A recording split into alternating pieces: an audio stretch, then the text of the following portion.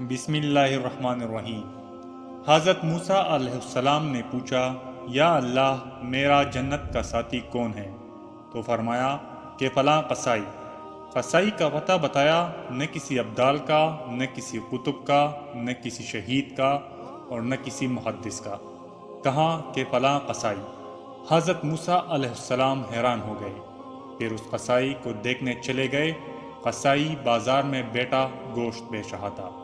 شام ڈلی، اس نے دکان بند کی اور گوشت کا ٹکڑا تیلے میں ڈالا اور گھر چل دیا۔ موسیٰ علیہ السلام بھی ساتھ ہو گئے۔ کہنے لگے، بھائی، تیرے ساتھ جاؤں گا۔ قصائی کو پتہ نہیں تھا کہ یہ موسیٰ علیہ السلام ہیں۔ کہنے لگا، آ جاؤ۔ گھر گئے، اس نے بوٹیاں بنا کر سالن چڑھایا، آٹا گوندا، روٹی پکائی، سالن تیار کیا۔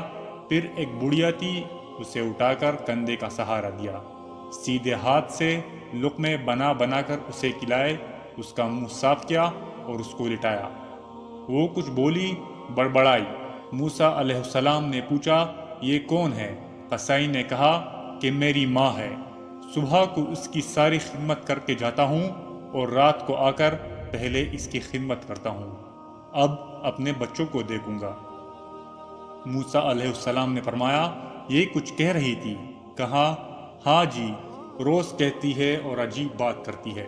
میں روز اس کی خدمت کرتا ہوں تو کہتی ہے کہ اللہ تجھے موسیٰ علیہ السلام کا ساتھی بنائے۔ میں قصائی اور موسیٰ علیہ السلام نبی کہاں۔